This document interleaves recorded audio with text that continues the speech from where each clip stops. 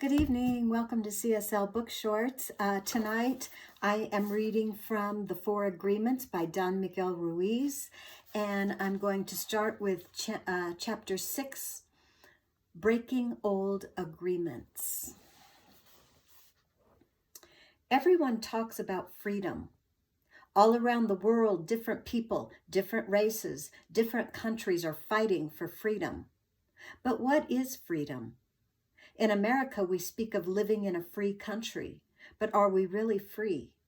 Are we free to be who we really are? The answer is no. We are not free. True freedom has to do with the human spirit. It is the freedom to be who we really are. Who stops us from being free? We blame the government. We blame the weather.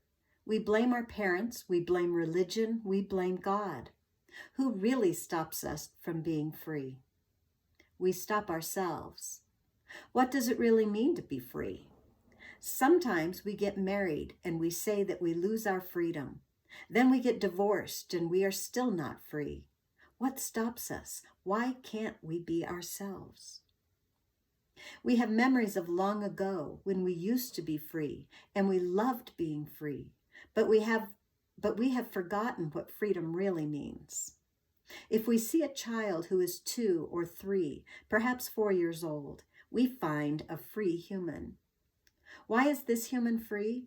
Because this human does whatever he or she wants to do.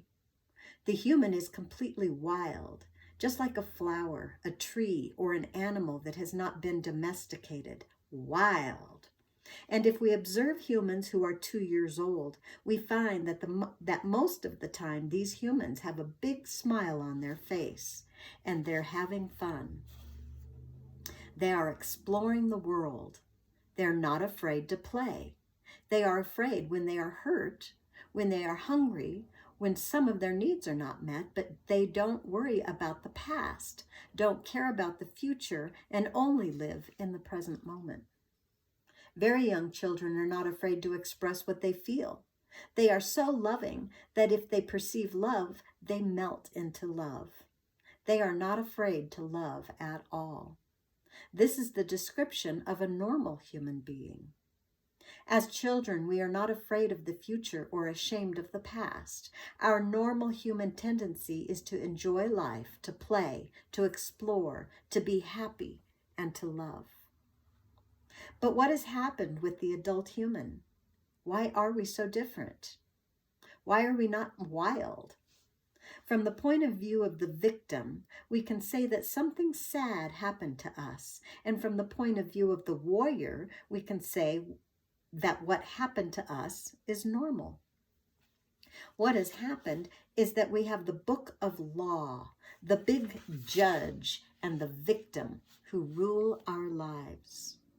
We are no longer free because the judge, the victim, and the belief system don't allow us to be who we really are. Once our minds have been programmed with all that garbage, we are no longer happy. This chain of training from human to human, from generation to generation, is perfectly normal in human society. You don't need to blame your parents for teaching you to be like them. What else could they teach you but what they know? They did the best they could, and if they abused you, it was due to their own domestication, their own fears, their own beliefs. They had no control over the programming they received, so they couldn't have behaved any differently. There is no need to blame your parents or anyone who abused you in your life, including yourself. But it is time to stop the abuse. It is time to free yourself of the tyranny of the judge by changing the foundation of your own agreements. It is time to be free from the role of the victim. The real you is still a little child who never grew up. Sometimes that little child comes out when you're having fun or playing, when you feel happy, when you're painting or writing poetry or playing the piano or expressing yourself in some way. These are the happiest moments of your life, when the real you comes out, when you don't care about the past and you don't worry about the future. You are childlike. But there is something that changes all that. We call them responsibilities. The judge says, wait a second, you are responsible. You have things to do. You have to work. You have to go to school. You have to earn a living. All these responsibilities come to mind.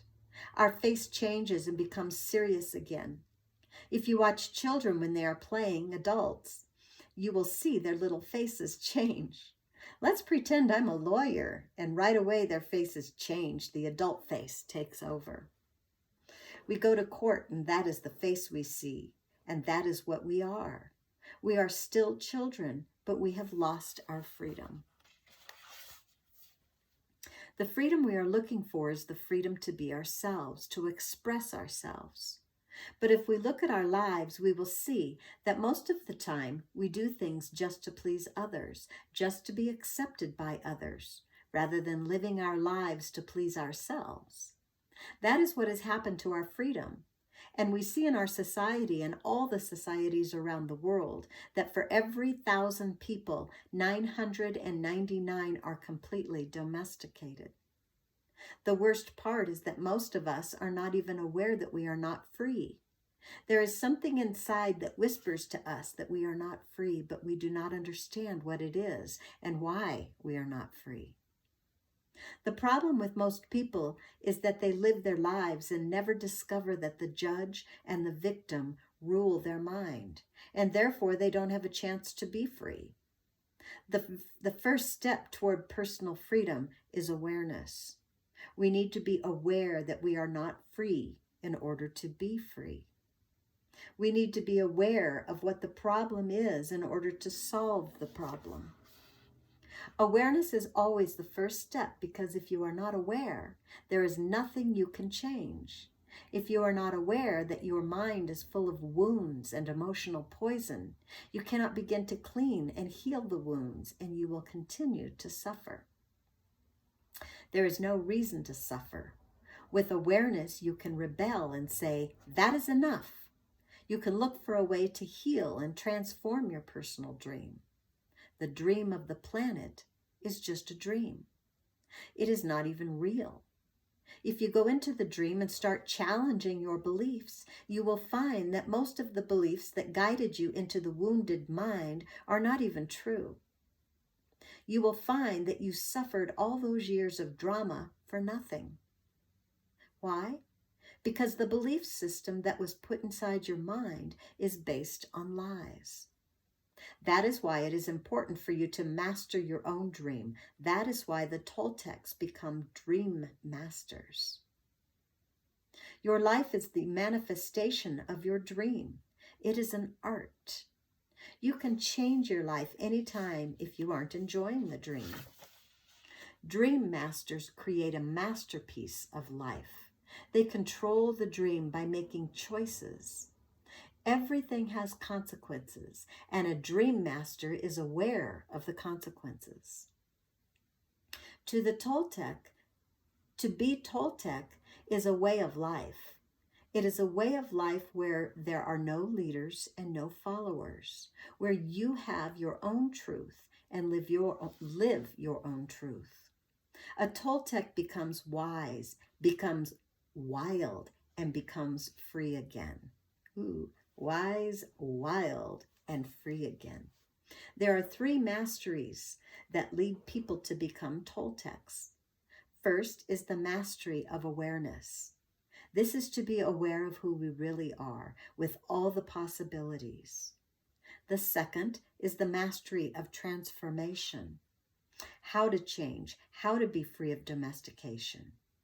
And the third is the mastery of intent. Intent, from the Toltec point of view, is that part of life that makes transformation of energy possible. It is the one living being that seamlessly encompasses all energy, or what we call God. Intent is life itself. It is unconditional love. The mastery of intent is therefore the mastery of love. When we talk about the Toltec path to freedom, we find that they have an entire map for breaking free of domestication. They compare the judge, the victim, and the belief system to a parasite that invades the human mind. From the Toltec point of view, all humans who are domesticated are sick. They are sick because there is a parasite that controls the mind and controls the brain. The food for the parasite is the negative emotions that come from fear. If we look at the description of a parasite, we find that a parasite is a living being who lives off of other living beings, sucking their energy without any useful contribution in return, and hurting their host little by little. The judge, the victim, and the belief system fit this description very well. Together, they comprise a living being made of psychic or emotional energy, and that energy is alive. Of course, it is not material energy, but neither are emotions material energy. Our dreams are not material energy either, but we know they exist. One function of the brain is to transform material energy into emotional energy. Our brain is the factory of the emotions, and we have said that the main function of the mind is to dream. The Toltecs believe that the parasite, the judge, the victim, and the belief system has control of your mind. It controls your personal dream. The parasite dreams through your mind and lives its life through your body. It survives on the emotions that come from fear and thrives on drama and suffering. The freedom we seek is to use our mind and body to live our own life instead of the life of the belief system. When we discover that the mind is controlled by the judge and the victim and the real us is in the corner, we have just two choices. One choice is to keep living the life we are, to surrender to the judge and the victim, to keep living in the dream of the planet. The second choice is to do what we do as children when parents try to domesticate us. We can rebel and say, no. We can declare a war against the parasite, a war against the judge and the victim, a war for our independence, a war for the right to use our own mind and our own brain. That is why in all the shamanic traditions in America, from Canada to Argentina, people call themselves warriors because they are in a war against the parasite in the mind. That is the real meaning of a warrior. The warrior is one who rebels against the invasion of the parasite. The warrior rebels and declares a war. To be a warrior doesn't mean we always win the war. We may win or we may lose, but we always do our best, and at least we have a chance to be free again. Choosing this path gives us, at the very least, the dignity of rebellion and ensures that we will not be the helpless victim of our own whimsical emotions or the poisonous emotions of others. Even if we succumb to the enemy, the parasite, we will not be among those victims who would not fight back. At best, being a warrior gives us an opportunity to transcend the dream of the planet and to change our personal dream to a dream that we call heaven. Just like hell, heaven is a place that exists within our mind. It is a place of joy, a place where we are happy, where we are free to love and to be who we really are. We can reach heaven while we are alive. We don't have to wait until we die.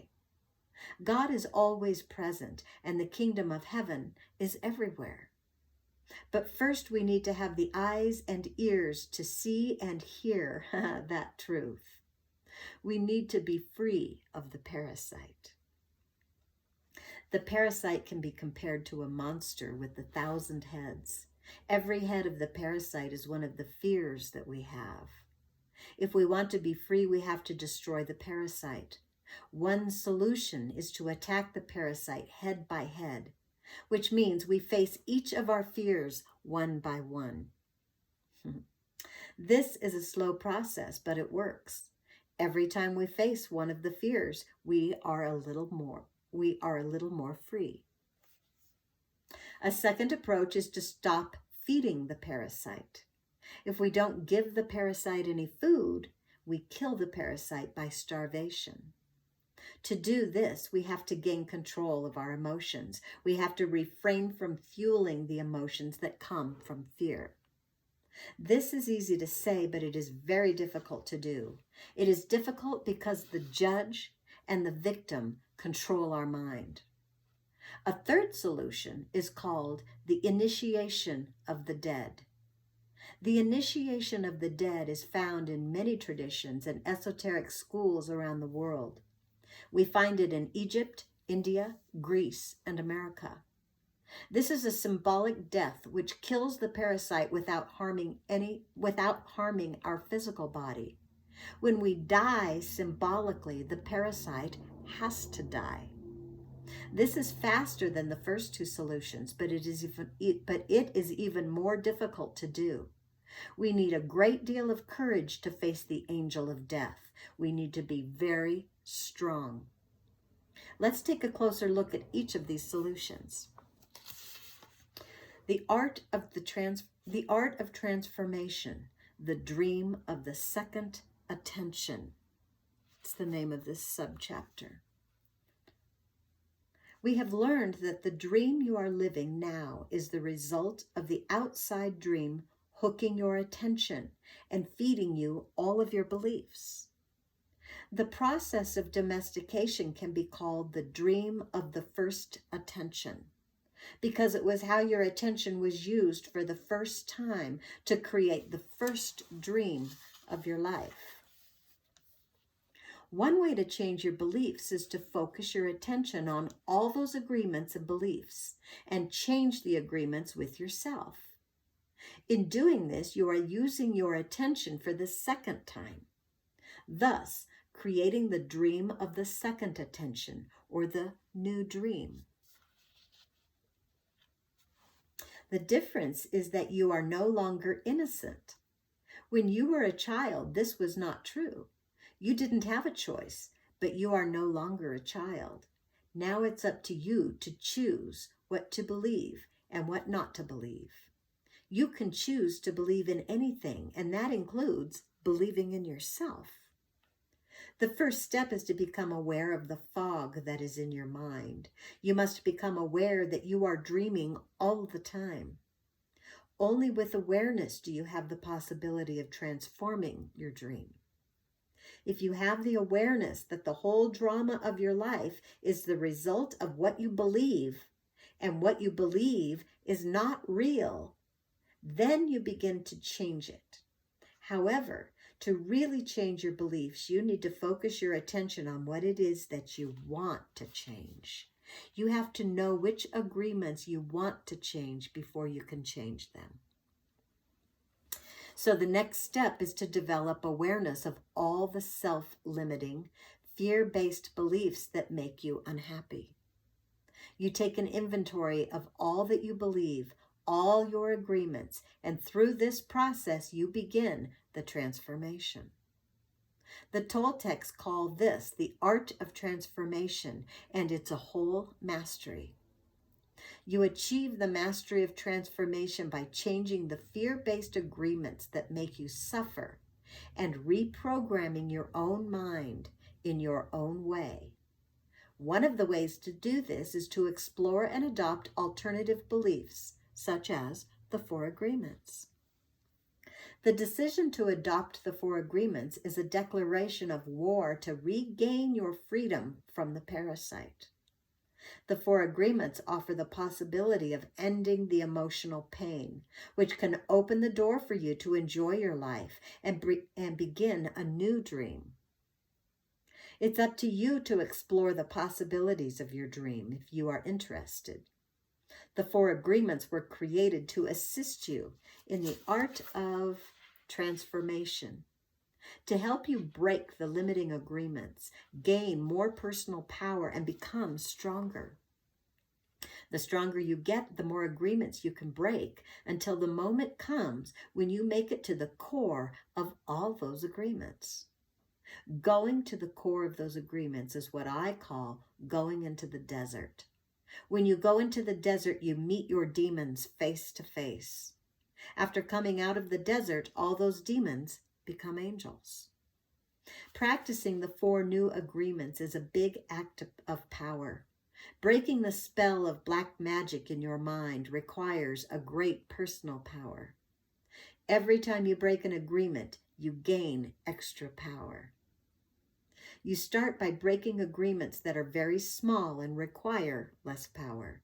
As those smaller agreements are broken, your personal power will increase until you reach a point when you can finally face the big demons in your mind.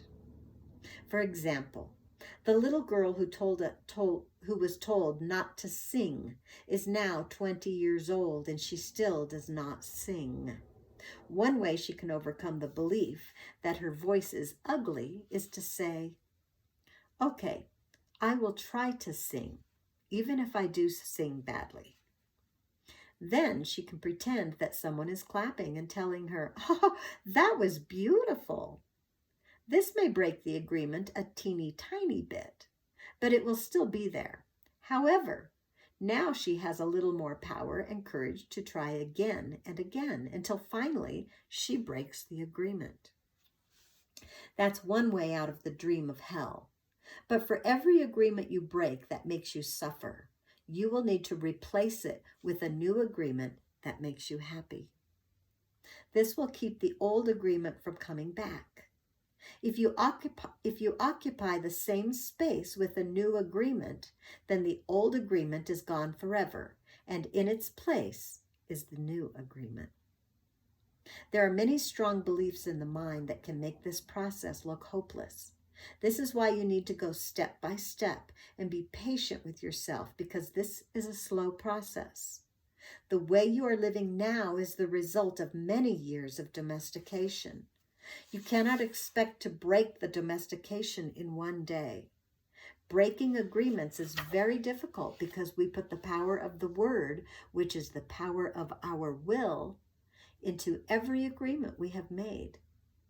We need the same amount of power to change an agreement. We cannot change an agreement without less power than we use to make the We cannot change an agreement with less power than we use to make the agreement. And almost all our personal power is invested in keeping the agreements we have with ourselves. That's because our agreements are actually like a strong addiction. We are addicted to being the way we are. We are addicted to anger, jealousy, and self-pity. We are addicted to the beliefs that tell us, "I'm not good enough. I'm not intelligent enough. Why even try? Other people will do it because they're better than me." All these old agreements which rule our dream of life, are the result of repeating them over and over. Therefore, to adopt the 4 agreements, you need to put repetition in action. Practicing the new agreements in your life is how your best becomes better. Repetition makes the master. Repetition makes the master. Okay, here's another subtitle: The Discipline of the Warrior, Controlling Your Own Behavior. Imagine that you awake early one morning overflowing with enthusiasm for the day. You feel good, you're happy, and have plenty of energy to face the day. Then at breakfast, you have a big fight with your spouse and a flood of emotion comes out. You get mad, and in the emotion of anger, you spend a lot of your personal power. After the fight, you feel drained and you just want to go and cry. In fact, you feel so tired that you go to your room, collapse, and try to recover. You spend the day wrapped up in your emotions. You have no energy to keep you going, and you just want to walk away from everything. Every day we awake with a certain amount of mental, emotional, and physical energy that we spend throughout the day. If we allow our emotions to deplete our energy, we have no energy to change our lives or to give to others. The way you see the world will depend upon the emotions you are feeling. When you are angry, everything around you is wrong. Nothing is right. You blame everything, including the weather. Whether it's raining or the sun is shining, nothing pleases you. When you are sad, everything around you is sad and makes you cry. You see the trees and you feel sad. You see the rain and everything looks so sad. Perhaps you feel vulnerable and have a need to protect yourself because you don't know in what moment someone will attack you. You do not trust anything or anyone around you. This is because you see the world with the eyes of fear. Imagine that the human mind is the same as your skin. You can touch healthy skin and it feels wonderful. Your skin is made for perception and the sensation of touch is wonderful. Now imagine you have an injury and the skin gets cut and infected. If you touch the infected skin, it is going to hurt. So you try to cover and to protect the skin. You will not enjoy being touched because it hurts. Now imagine that all humans have this skin disease. Nobody can touch each other because it is going to hurt. Everyone has wounds on their skin, so the infection is seen as normal. The pain is also considered normal. We believe we are supposed to be that way. Can you imagine how we would behave with each other if all the humans in the world had this skin disease? Of course, we would hardly ever hug each other because it would be too painful. So we would need to create a lot of distance between us. The human mind is exactly like this description of infected skin. Every human has an emotional body completely covered with infected wounds. Each wound is infected with emotional poison, the poison of all the emotions that make us suffer, such as hate, anger, envy, and sadness. An action of injustice opens a wound in the mind and we react with emotional poison because of the concepts and beliefs we have about injustice and what is fair. The mind is so wounded and full of poison by the process of domestication that everyone describes the wounded mind as normal. This is considered normal, but I can tell you that it is not normal. We have a dysfunctional dream of the planet, and humans are mentally sick with a disease called fear. The symptoms of the disease are all the emotions that make humans suffer. Anger, hate, sadness, envy, and betrayal. When the fear is too great, the reasoning mind begins to fail, and we call this mental illness. Psychotic behavior occurs when the mind is so frightened and the wounds so painful that it seems better to break contact with the outside world. If we can see our state of mind as a disease, we find there is a cure. We don't have to suffer any longer. First, we need the truth to open the emotional wounds, take the poison out, and heal the wounds completely. How do we do this? We must forgive those we feel have wronged us. Not because they deserve to be forgiven, but because we love ourselves so much, we don't want to keep paying for the injustice. Forgiveness is the only way to heal. We can choose to forgive because we feel compassion for ourselves. We can let go of the resentment and declare, "That's enough. I will no longer be the big judge that goes against myself. I will no longer beat myself up and abuse myself. I will no longer be the victim." First, we need to forgive our parents, our brothers, our sisters, our friends, our God. Once you forgive God, you can finally forgive yourself. Once you forgive yourself, the self-rejection in your mind is over. Self-acceptance begins and the self-love will grow so strong that you will finally accept yourself just the way you are. That's the beginning of the free human. Forgiveness is the key. You will know you have forgiven someone when you see them and you no longer have an emotional reaction. You will hear the name of the person and you will have no emotional reaction. When someone can touch what used to be a wound and it no longer hurts you, then you know you have truly forgiven. The truth is like a scalpel. The truth is painful because it opens all of the wounds which are covered by lies so that we can be healed. These lies are what we call the denial system. It's a good thing we have the denial system because it allows us to cover our wounds and still function.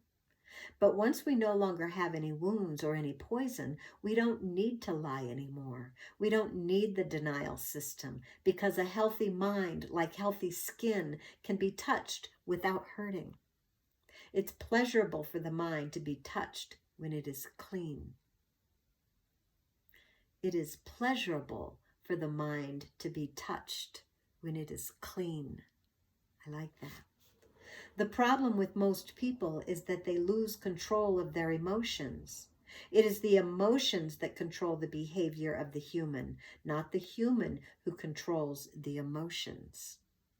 When we lose control, we say things that we don't want to say and do things that we don't want to do. That is why it is so important to be impeccable with our word and to become a spiritual warrior. We must learn to control the emotions so we have enough personal power to change our fear-based agreements, escape from hell, and create our own personal heaven. How are we to become a warrior? There are certain characteristics, there are certain characteristics of the warrior that are nearly the same around the world. The warrior has awareness. That's very important. We are aware that we are at war, and the war in our minds requires discipline. Not the discipline of a soldier, but the discipline of a warrior. Not the discipline from the outside to tell us what to do and what not to do, but the discipline to be ourselves no matter what. The warrior has control.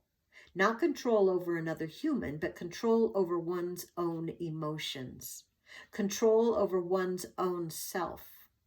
It is when we lose control that we repress the emotions, not when we are in control. The big difference between a warrior and a victim is that the victim represses and the warrior refrains. Victims repress because they are afraid to show the emotions, afraid to say what they want to say. To refrain is not the same thing as repression. To refrain is to hold the emotions and to express them in the right moment, not before and not later. That is why warriors are impeccable. They have complete control over their own emotions and therefore over their own behavior. This subtitle is called The Initiation of the Dead, Embracing the Angel of Death. Ooh. The final way to attain personal freedom is to prepare ourselves for the initiation of the dead, to take death itself as our teacher. What the angel of death can teach us is how to be truly alive. We become aware that we can die at any moment. We have just the present to be alive. The truth is that we don't know if we are going to die tomorrow. Who knows? We have the idea that we have many years in the future, but do we? If we go to the hospital and the doctor tells us that we have 1 week to live, what are we going to do? As we have said before, we have two choices. One is to suffer because we are going to die and to tell everyone, poor me, I'm going to die, and really create a huge drama. The other choice is to use every moment to be happy, to do what we really enjoy doing. If we only have 1 week to live, let's enjoy life. Let's be alive. We can say, I'm going to be myself. No longer am I going to run my life trying to please other people. No longer am I going to be afraid of what they think about me. What do I care what others think if I am going to die in 1 week? I'm going to be myself. The angel of death can teach us to live every day as if it is the last day of our lives, as if there may be no tomorrow. We can begin each day by saying, I am awake. I see the sun. I am going to give my gratitude to the sun and to everything and everyone because I am still alive. One more day to be myself. That is the way I see life. That is what the angel of death taught me, to be completely open, to know that there is nothing to be afraid of. And of course, I treat the people I love with love, because this may be the last day that I can tell you how much I love you. I don't know if I am going to see you again, so I don't want to fight with you. What if I had a big fight with you and I told you all those emotional poisons that I have against you and die tomorrow? Oops. Oh my God, the judge will get me so bad, and I will feel so guilty for everything that I told you. I will even feel guilty for not telling you how much I love you. The love that makes me happy is the love that I can share with you. Why do I need to deny that I love you? It is not important if you love me back. I may die tomorrow, or you may die tomorrow. What makes me happy now is to let you know how much I love you. You can live your life this way. By doing so, you prepare yourself for the initiation of death. What is going to happen in the initiation of death is that the old dream that you have in your mind is going to die forever. Yes, you are going to have memories of the parasite, of the judge, the victim, and what you used to believe, but the parasite will be dead. That is what is going to die in the initiation of death, the parasite. It is not easy to go for the initiation of death because the judge and the victim will fight with everything they have. They don't want to die, and if we feel we are the ones who are going to die, and we feel we are the ones who are going to die, and we are afraid of this death. When we live in the dream of the planet, it is as if we are dead. Whoever survives the initiation of the dead receives the most wonderful gift, the resurrection. To receive the resurrection is to arise from the dead, to be alive, to be ourselves again. The resurrection is to be like a child, to be wild and free, but with a difference.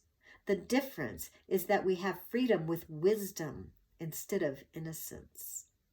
We are able to break our domestication, become free again, and heal our mind. We surrender to the angel of death, knowing that the parasite will die and we will still be alive with a healthy mind and perfect reason. Then we are free to use our mind and run our own life. This is what, in the Toltec way, the angel of death teaches us. The angel of death comes to us and says, you see, everything that exists here is mine. It is not yours. Your house, your spouse, your children, your car, your career, your money, everything is mine, and I can take it away when I want to. But for now, you can use it. If we surrender to the angel of death, we will be happy forevermore. Why? Because the angel of death takes the past away in order to make it possible for life to continue. For every moment that is past, the angel of death keeps taking the part that is dead and we keep living in the present. The parasite wants us to carry the past with us, and that makes it so heavy to be alive. When we try to live in the past, how can we enjoy the present? When we dream of the future, why must we carry the burden of the past when we are going to live in the present? That is what the angel of death teaches us to do.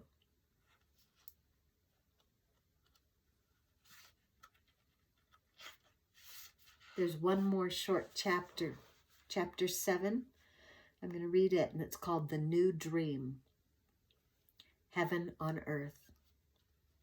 I want you to forget everything you have learned in your whole life. This is the beginning of a new understanding, a new dream. Forget everything you have ever learned in your life. The dream you are living is your creation. It is your perception of reality that you can change at any time. You have the power to create hell, and you have the power to create heaven. Why not dream a different dream? Why not use your mind, your imagination, and your emotions to dream heaven? Just use your imagination and a tremendous thing will happen. Imagine that you have the ability to see the world with different eyes whenever you choose. Each time you open your eyes, you see the world around you in a different way. Close your eyes now and then open them and look outside.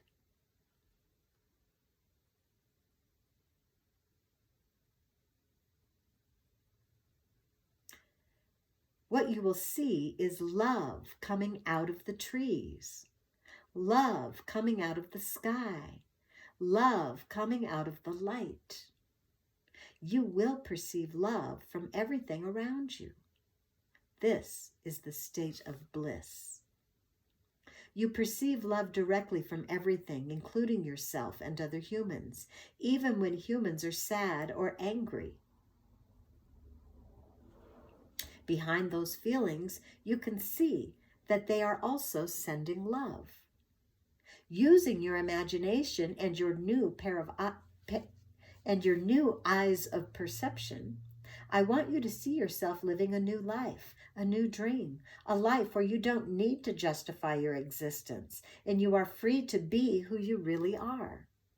Imagine that you have permission to be happy and to really enjoy your life. Your life is free of conflict with yourself and with others. Imagine living your life without fear of expressing your dreams. You know what you want, what you don't want, and when you want it. You are free to change your life the way you really want to. You are not afraid to ask for what you need, to say yes or no to anything or anyone. Imagine living your life without the fear of being judged by others. You no longer rule your behavior according to what others may think about you. You are no longer responsible for anyone's opinion.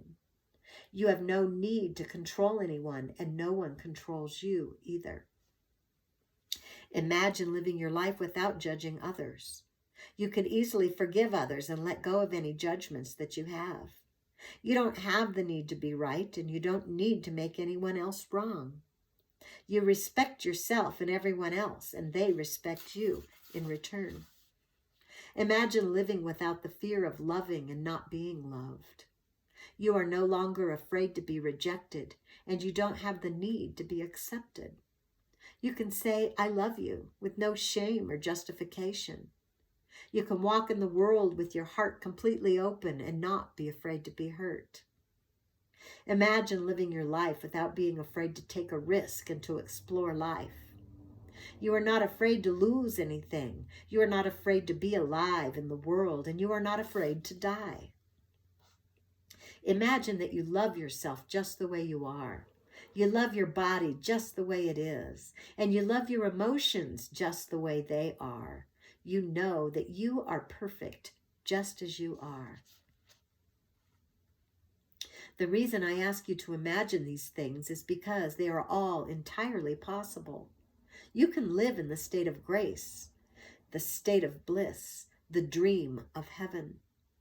But in order to experience this dream, you must first understand what it is. Only love has the ability to put you in that state of bliss. Being in bliss is like being in love. Being in love is like being in bliss.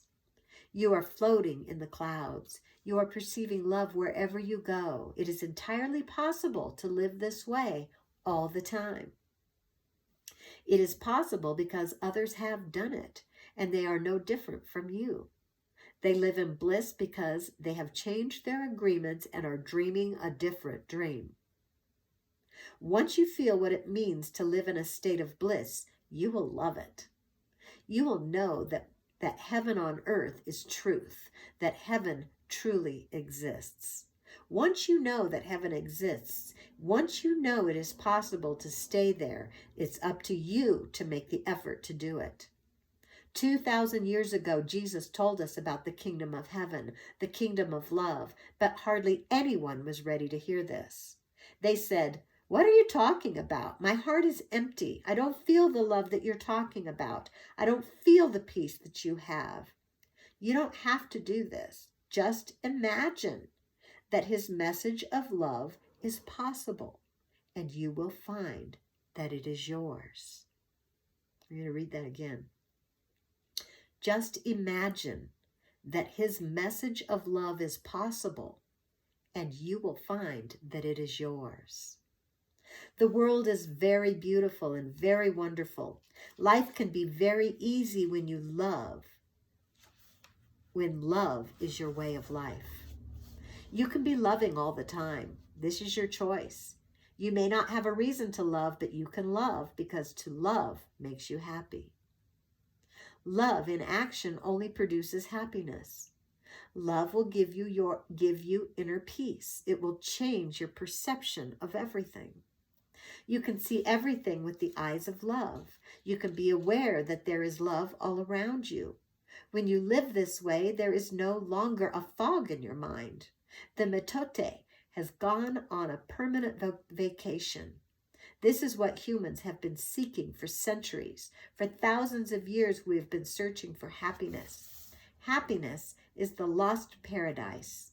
Humans have worked so hard to reach this point, and this is part of the evolution of the mind. This is the future of humanity. This way of life is possible, and it's in your hands. Moses called it the promised land. Buddha called it nirvana. Jesus called it heaven, and the Toltecs call it a new dream. Unfortunately, your identity is mixed with the dream of the planet. All of your beliefs and agreements are in the fog. You feel the presence of the parasite and believe it is you. This makes it difficult to let go, to release the parasite and create the space to experience love. You are attached to the judge, attached to the victim. Suffering makes you feel safe because you know it so well. But there is really no reason to suffer. The only reason you suffer is because you choose to suffer. If you look at your life, you will find many excuses to suffer, but a good reason to suffer you will not find. The same is true for happiness. The only reason you are happy is because you choose to be happy. Happiness is a choice, and so is suffering. Maybe we cannot escape from the destiny of the human, but we have a choice to suffer our destiny or to enjoy our destiny. To suffer or to love and be happy. To suffer or to love and be happy. To live in hell or to live in heaven. My choice is to live in heaven. What is yours? Okay, that's it for tonight. Thank you so much for joining us. Center for Spiritual Life Book Shorts. Thanks. See you next time.